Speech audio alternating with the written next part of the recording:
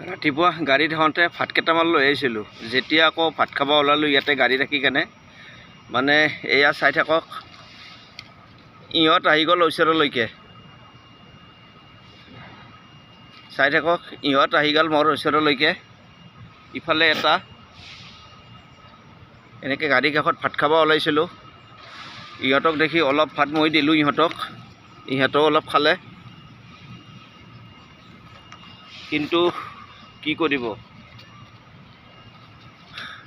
চবৰে প্ৰতি চবৰে মৰম থাকিব লাগে। জীৱ জন্তুৰ প্ৰতি মানুহৰ অলপ হ'লেও মৰম থাকিব লাগে।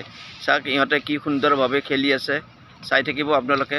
চবৰে প্ৰতি চবৰে মৰম আছে, কিন্তু মানুহৰ প্ৰতি মানুহৰ মৰম নাইকিয়া হৈ গৈছে আজিকালি বৰ্তমান।